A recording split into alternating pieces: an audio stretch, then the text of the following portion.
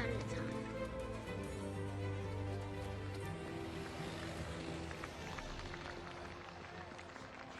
Welcome back to the Enjoy the Walk podcast, guys. Bringing some West Coast flair into the studio today, and happy to have owner and CEO of Nexbelt, I should say co-owner and CEO of Nexbelt, with us, Eddie Rowland. So, Eddie, how are things out there? I know you said it's a little hot in the West Coast today. I'm almost wishing for a little heat as somebody here in the East Coast. Yeah, it's great. We're enjoying it. It is a little hotter than I expected this time of year, but I was wearing a beanie like 2 weeks ago. I played golf and I wore a beanie and I wore a rain suit and everything. So it's crazy how drastic it's just been it's really quickly. I'm sure 2 weeks ago people were wishing it was warmer, so just careful what you wish for, right? Yeah, for sure. Awesome. Well, like I said, happy to have you with us. And, we kind of stumbled upon Nexbelt. I think just, me and my experience, I've always had a Nexbelt or two in the arsenal of belts. And when we got granted access down to the PGA show this past year, it was kind of, top on our list to stop by your guys' stand and talk to whoever was willing to talk to us just about the, new and innovative products that you guys have. We ended up talking to Barrett, one of your, sales reps there. And it was just a really good time. And we really appreciated you guys, what you're doing, not only, for the golf belt industry, but just kind of the industry as a whole and pushing fashion and pushing form and what these players are wearing, on and off the course, I think is a really cool aspect off the course as well, which I'm sure we'll get into a little bit later. But getting into you, how did you step into the industry? Was there any access to the industry prior to Nexbelt that you had experience with? So a little bit of a long story, but I'll try to keep it a little short, but to the point. We were, I was pretty much semi-retired, just wasn't really doing much, just playing a lot of golf. And we had another business that was in the boating industry that we had sold in 2007. And so we were just enjoying life pretty much at that time. Did a lot of traveling, and throughout our travels, we were in Vietnam once, and that's where I first saw a ratcheting belt. And it was actually on a small remote island and the belt was by itself on a souvenir table. And it looked like it was like an artificial crocodile or alligator belt. And anyways, I asked the guy, I picked it up, and then he started talking to me. I didn't know what he was saying, but he just started talking to me, saying that, it could work for me is what he's trying to tell me. And so I asked my wife to translate, because she speaks the language. And she said, well, he said he'll cut it, take the buckle off, cut it, and have it to fit you right now. And I said, great, I'll buy it right now, then have him do it. So he cut it, and I put it on, and the rest is kind of history. We came back. As we're flying back, I was thinking to myself, why can't all belts be sold this way? That was, the ratcheting technology was intriguing, but it was really difficult for us to get our arms around selling just a ratchet belt, because nobody really in America knew what it was or how it worked or how it operated. A belt without holes, what is that? And there's a couple out there that you've seen in the military or the Boy Scouts used to wear. They just have a little grip thing on them, and it just kind of grips the belt. But this was very different. And so the thought of making a belt all one size and selling it to the golf industry mainly was intriguing to me. So I just did some research when I got back. And years prior, I had been to Korea, and I saw a buckle that had like a little flip down and had a clock inside of it, a little clock, a little watch or whatever. And so I remembered that, and I thought, wow, I'm going to because I was golfing so much, I'm going to do that with the ball marker. So it has a little hidden door, and that was the first concept. So I put all those things together.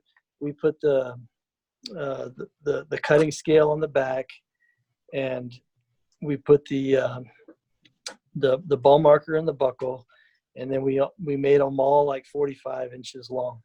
And that was kind of how we got into. To answer your question about the golf industry, had we ever? No, never. Just, I love to play golf, and that's why this whole thing came about. I thought, you know what, if I can do something that I love, then it would make sense to me. I would do it. And so just the simple fact that I love to play golf, and I created this ball marker inside the belt, one size fits all. I thought, wow, if I can do the member guest at my club where I play, we could all, I think it'd be a good deal. And sure enough, it just took off. As soon as all the guys got it, they wanted every color that I could make. And it just kind of blew up from there.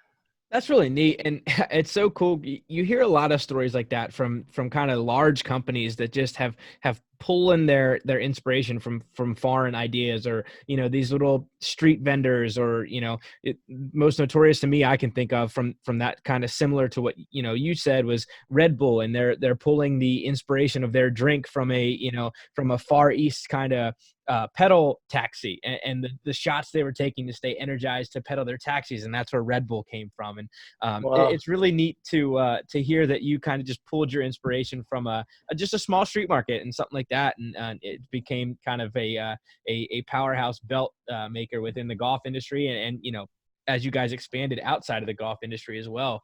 Yeah. And neat. And it's kind of the way I think Dante can, accredit this to our love for the game as well, of why we just started our podcast and kind of got into the media side of things. It was like, I think playing golf wasn't just enough for us. It's like, man, we need to talk more about it. And we talk about it all the time anyway. So let's just make something of it and do what we love to enjoy our time a little bit more. So excited to hear that that's kind of, what drove you to get into it, was just more or less the love of the game. Yeah, for sure. That's really and cool. I still love it. So, and it's just, it keeps me motivated to continue with new products every year. We got a lot of new stuff. So let's talk about that. Yeah. Like when you first saw that product, and brought it back, what year was that? And then, like, how long did it take you to develop your first official product? As you said, you took it to your local member guest. So it was 2009 when I first saw it. And so we brought it back. It took most of 2010 to get the design and get I'd never been to China. I'd never bought anything from China. And that's where these belts are made. And that's, the complexity of the buckles and whatnot. I couldn't find anybody to do it here and be able to afford it really to make any money to sell them. So I had to go to China. And so that was just a whole learning curve. That took almost the whole year of several trips to China to figure it out.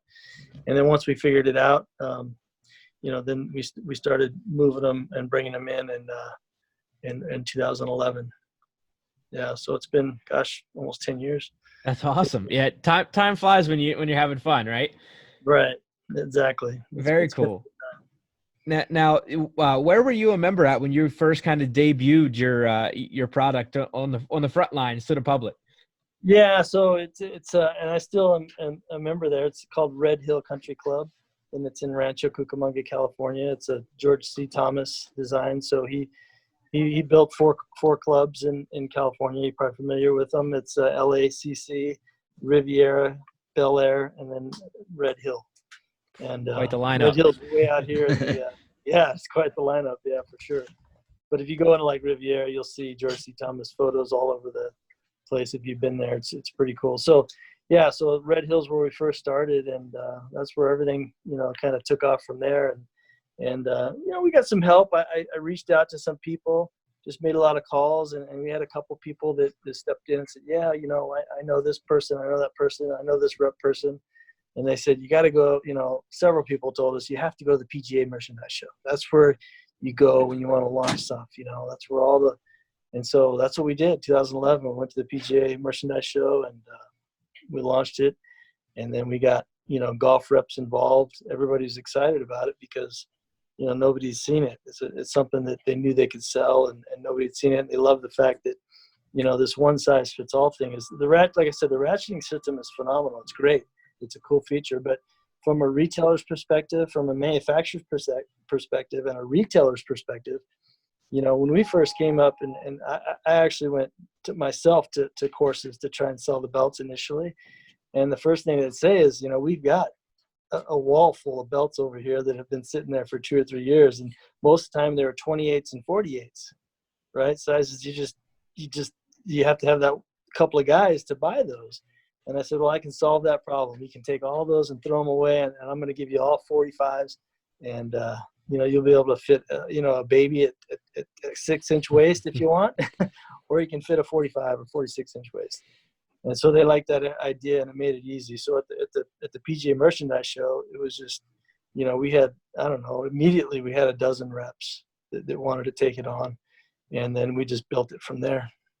Yeah, that was something I think, Dante can agree with me on this. When we stepped into the PGA Merchandise Show this past year for the first time, just the new and innovative product section alone was awesome to see. And like you said, it's the who's who of launching products within the golf industry, whether they're affiliated with the PGA or not, whether they're foreign or, on soil here on American soil, it is the place to go. And it was neat to see kind of, even in 2019 or in 2020, the products that were out this year. And, a couple of them saw, I'm sure, similar success to some of the Nexbelt stuff, more on the technology side of things, I think, in this year than any other like kind of wearable product or anything like that. But it was neat to see from our perspective too, just to, it's if it's not there, it's probably something that's not ready to launch, because they, like you said, when the minute you ask somebody to launch a product in the golf industry, they immediately tell you, well, wait to the PGA show and then launch it, because that's your telltale sign if it's going to work or not. Yeah. And frankly, that's when, it wasn't that year, but it was 2013 when they awarded us, the ING awarded us for the Ingenuity Award for the belt, for the Go-In belt. And that's about the time that you started seeing a lot of copycats. So there's a lot of ratcheting belt companies now in the business because of our success, especially that year with that award. Well, talk us through, like, when you guys first launched, where did the name Nexbelt come from? Like, how did the talking heads kind of put that name together? Well, so that was me. I said, we're just bouncing off a bunch of names, and so I just write down a bunch of different things. And since this was our next venture, our next business, this was really our third business that we've started from scratch, really. I just thought it was our next venture, Nexbelt. So that's kind of where it came from. That's pretty neat. Yeah. It's funny. You talk to, what some people call serial entrepreneurs and someone they consider that has started many businesses over time. And they always ask, I feel like the age old question is, well, where the heck did you get the name for that? And it's pretty funny to just hear that you're like, well, it was my next project and they were belts. So there it was. Sometimes the simplest of ideas or the simplest remarks will just come out and, light bulb goes off. You're like, you know what? That's what we're naming it. And then you go from there. I've always liked an X in our names that we've come up with. And our last company was called Extreme. It was called Extreme Engineering Inc. And we just kind of liked the X and the logos around the X. And so that was helpful too, to come up with the name Nexbelt. Very cool. Now you said you got that Golden Belt Award in 2013, and copycats arose, as it does in every industry. You make a prime product that's making a killing. People are going to come and see the market value in it. How did you guys kind of keep innovating and stay ahead of the copycats? Did you whether it was belt technology or consistently trying to add technology into the belt or materials? Like how did you guys keep moving forward to stay ahead of that competition? That's my passion, and it's Tom's passion as well, is innovation. We probably, between us, we have over 30 patents on many different things. And so innovation has always been our passion, and we're always thinking. We've got so many ideas that have never come to, actually gone to market, but there's a lot. And so for us, in the beginning, that was a very, a valid and popular question from our reps. Hey, we got a lot of competition out there. What are we doing to stay ahead of them? And my answer for them has always been, and will be, is that we're leaders, and we're going to continue to lead the competition. And so I'm not really worried about what the competition is or what they're doing. I pay attention to it, but I'm not worried about it, because everything they're doing, a lot of the stuff that they're doing, we're already 2 or 3 years in front of them. with different innovation and different ideas. So, and with patents. So that's what I always tell them is we just lead the competition with innovation, and we're always striving to be better. And if you're always striving to be better, there's always a better invention. There's always something better than everybody else is doing. And so that's what we do. We just continue to try to make the product better and better and better every year. That's awesome. Yeah, I think, Dante and I saw that when we were down there this past year. Some of the product, just the new materials that you guys are releasing, and then throwing the belt technology on a hat nonetheless. I mean, that was kind of ingenious in itself, I think. And when I saw it, I was like, man, why haven't they done that 5 years ago? Because it was almost one of those things for me that it was just like a no-brainer. That like when you guys did it, it had to be like, yeah, like that just fits. And it was cool to see it kind of, fit seamlessly into the hat like it did, because we put one on and tried it on, and from my original perspective I was like, man, that's got to be bulky back there, but it fit just like any other hat, which was really neat to see. Yeah, that was, and it's so quick to adjust. I mean, sometimes like at my club, the wind comes up, like you'll tee off. We usually tee off at 10 or 11, but by 2 o'clock or so, 3 o'clock, sometimes the wind kind of really picks up, and sometimes you don't even know it, and it comes up, and it's really quick to adjust. And so that's what I loved about it. Yeah, that's awesome, because I my frame, it's a little frustrating at times, so I love the idea with the hats, because I know, especially with hats, it's I have a smaller head, so it's very frustrating for me to find hats that fit.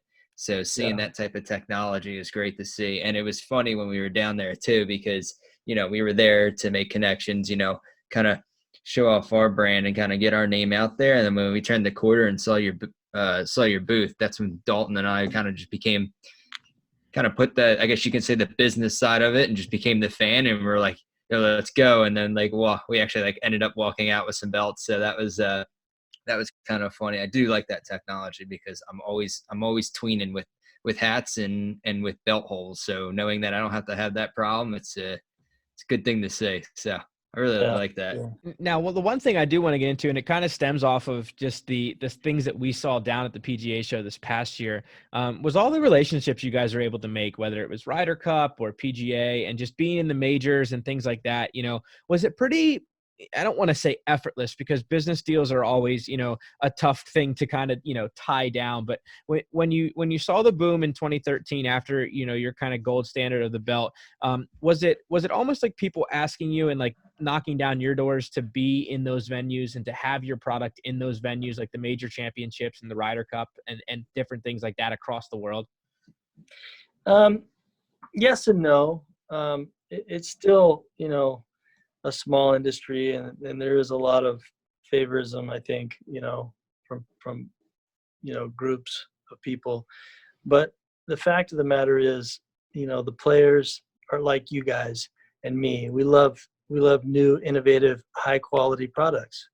And so when you give, a guy like Jim Furyk or Mark Leishman or Kevin Na or, any of these guys, Ricky Fowler or whoever it is, one of our belts, they look at it as, wow, that's a really high quality, innovative belt. And their voice really matters, because they're the marketing, that's who these big companies are marketing. So when they say it's a good product and they like it, that means something.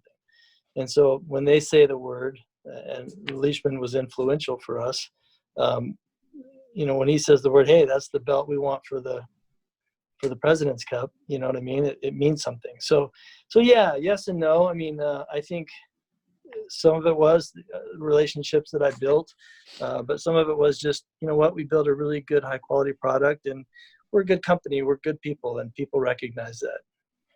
So. Yeah, no, I couldn't agree with that more. I think when the age old saying, I think sometimes gets said a little too much, is like, oh, well, the good guys don't win. And it's like, that could be further from the truth. And I think, especially when you look back into the golf industry, there's a lot of good people who do it for the love of, whether it's their own product or the game or just the overall. I think there's some sort of like sanctity, and just kind of, I don't know if it boils down to treating the game as religion like a lot of people do, but there's just a sacredness to the game, in which people can tell when you truly love it and are doing it for the right reasons, and when you're not.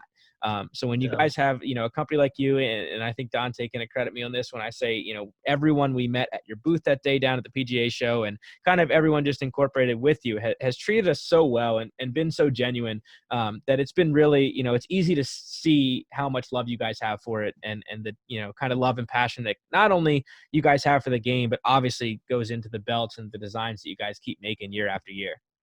Yeah. Barrett's great. I mean, the people you probably met you might have met my wife. I mean, it's been for sure a family business, but Barrett, he's our national sales manager, global sales manager. And he works right in here in Southern California in the office. He's actual PGA as well. So he's been behind the counter. He's been at the golf course. He's started thousands of players. But his passion for the belt and for the company and for us is just as, powerful as mine. And you probably met Allison. She's my youngest daughter, the blonde. And so, all of us just work really well together, and we all have a passion for the business and for the industry. And so it makes it fun to come to work for us. Yeah. That's crucial. Sure. That's so crucial. It's just the fun aspect and the fact that, every day you're waking up and you're going into something that you just absolutely love. And that never gets old, no matter how many times you do it. Yeah. And I'm excited to get back to traveling. I do a ton of traveling. And one of the reasons that the whole concept of this business, I really wanted to push through it and get it making a little bit of money is I wanted to be able to travel and just go to these clubs that I'm actual vendor I sell to, and just meet these people that I'm selling to and play their golf course and just travel around. And I've been able to do a lot of that in the last 10 years, which has been great. And I'm anxious to get back to doing that. What's maybe the top spot or two on your list of those clubs that you do have relationships with that you get to play every now and then? Probably. I could say something really funny right now because I've asked that question to a few different professional players. But I'll say it. I'll say it later. So I would say it's probably Pebble Beach is one of them that we thought, wow, Pebble Beach is, they've got, I don't know, they got 13 retail stores and they got 4 clubs, and it's one of the most popular golf courses in the world. And to be able to get in there and sell our belts, I thought was just a dream. I'd never do it, and we actually got in there right away, quickly. As soon as they saw it, they started, and then we got to play it a few times. So that was probably at the top, one of the tops. Yeah, still waiting to play Augusta. Oh man, that was going to be next on my list. I said, you've obviously played Pebble Beach, so that checks off number 1 public course. All right, there you go. But yeah, that's really neat. And I think, man, everyone talks about it, and it's funny. Some people even call it cliche. They're like, oh, of course it's Pebble Beach, but like, I feel like the people who say that just haven't been out there, because once you actually get out there and get past hole 5 and 6 and get on the water, it's unreal. And it's one of those courses that it changes your perspective on the way you play golf for the rest of your life. Yeah. Problem is you get through those 4 or 5 holes too quickly, and you just want to play them over and over again. Yeah, no, they're phenomenal holes that, like you said, perfectly get constantly overlooked a little too often. Yeah. Yep. But no, that's really cool. And yeah, I know Dante and I both are excited to, I think, get back to traveling.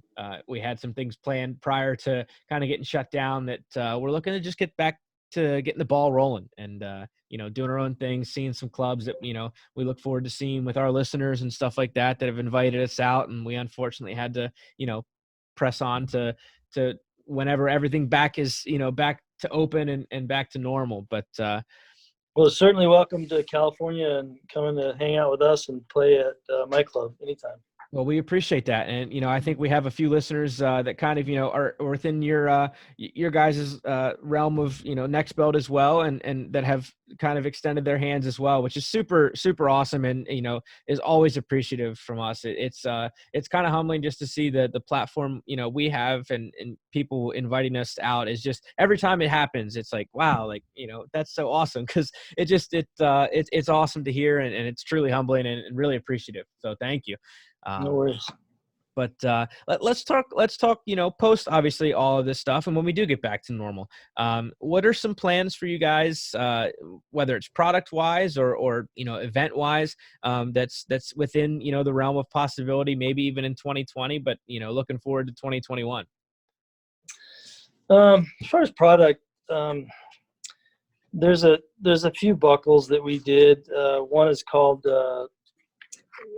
they're both kind of after Jared Lyell, and he was a friend of ours, and we're still friends of his family and his wife. They live in, she lives in Australia, obviously, but the Jared buckles are just a complete revamp of a ratcheting system. So you guys are familiar enough with the buckles now that that there's a release lever on the bottom of the buckle, and like this, right? Yep. So the Jared buckle just has a push button. So you just push the button like this, and that's how it opens. And then that was kind of a new release this year. Next year is going to be the Lyell Buckle, and the Lyell Buckle is going to be a brand new 1.5 inch belt with a different ball marker and a different way to hide and release the ball marker. It's really innovative, and there's not going to be any hidden doors or any flaps or anything like that. It's just, but you'll have a ball marker in there, and it's just really different. And so the cool thing about that one is, we're going to get the PGA as much as we can on board. I've already talked to Ricky. Hopefully he can help as well. And we want to get behind this. They wear the yellow ribbon in honor of Jared. A lot of the guys do. And so we want to give back a percentage of the sales of the Lyell Buckle to the Luke organization that he represented. That really kind of helped him extend his life for a few years. Yeah, absolutely. That's kind of, I feel like, anyone who's maybe not in the game of golf as much as, the three of us are, doesn't really know about that, insanely well. But it's like you said, that was kind of crucial in giving him the treatment and the access to the medicine that he needed to live a little longer, and ended up playing a little more golf because of that. So he did. That's really pretty awesome guy. With one of the few guys, though, that you guys know this, I'm sure, but is one of the few guys that got a hole-in-one on hole number 16 at the Waste Management. I would say one of his probably all-time highlights of his career. His facial expression, I still say, is bar none the best facial expression anyone has ever made in a hole-in-one. Yeah. He was just, it was true elation to like the purest forms of when that happened. Yeah, that was a phenomenal moment. It really makes me happy when I watch that video. It's awesome. So. That's awesome. Well, excited to see that in the future from you guys, and the fact that it's, kind of all wrapped around being able to give back in some way, shape, or form, for Jared Lyell, and obviously an advocate who was previously an advocate for your company, and the fact that you guys still stay in touch with the family and everything like that means a lot just to the golf community as a whole. Like you said, pros year in and year out wear the yellow ribbons, during that time of year. So it's special to the golf community, and it's special to see you guys being able to give back like that. Yeah. Awesome. Well, Eddie, really appreciate the time this evening, man. It's been nice to talk about everything that you guys have going on, and everything that you're planning here in 2020 and beyond. So we've always been fans, and just like Dante said, when we rolled up to your booth at the PGA show, we turned the media off and turned the fan on pretty quick, as far as just saying, man, I love those belts. Like, let's go check out what they got this year. So we always look forward to what you guys got next. Yeah, we became shoppers that day. Yeah. Well, I'm glad to hear it. We can't wait to get you guys some new stuff, man. We got so many new things that it's been a tough time getting product this year. It's been really difficult for a few different reasons, but one big main reason, and this whole virus thing. But we do have a bunch of stuff that is due in here in the next few weeks, so it's pretty exciting. You guys are going to love it. Awesome. Well, we're excited to see that. And I know folks can check you out at www.nexbelt.com. That's NEXBELT.com. You guys have some other stuff on there as well, other than the golf industry, which I think, our fans will love to look at as well. You guys get into women's belts. You guys get into everyday carry belts and stuff like that. What are some other things maybe that I didn't even mention, whether it's accessories or headwear, like we maybe kind of briefly passed over that you guys do offer for, just off the golf course and to wear every day? So, obviously we have dress belts, and so the dress belt, we have a whole catalog that is just, it's like 20 pages, and it's just dress belts.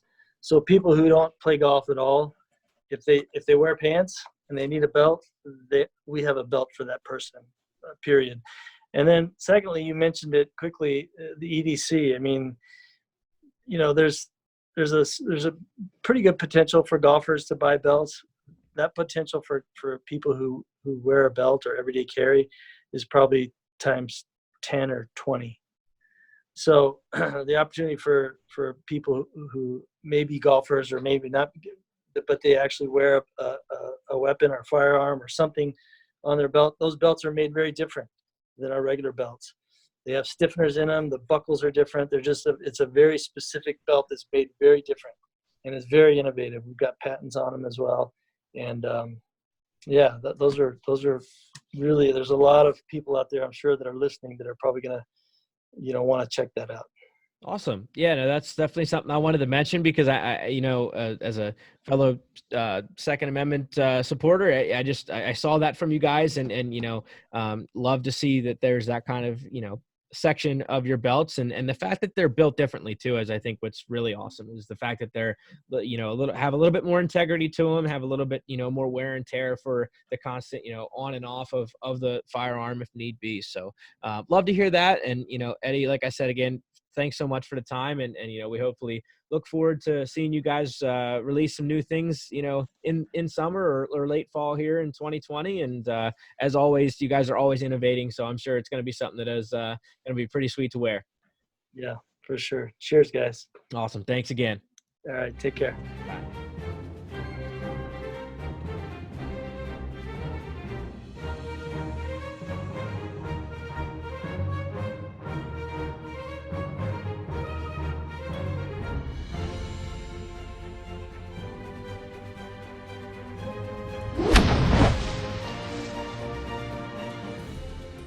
That's the stuff. One shot at a time.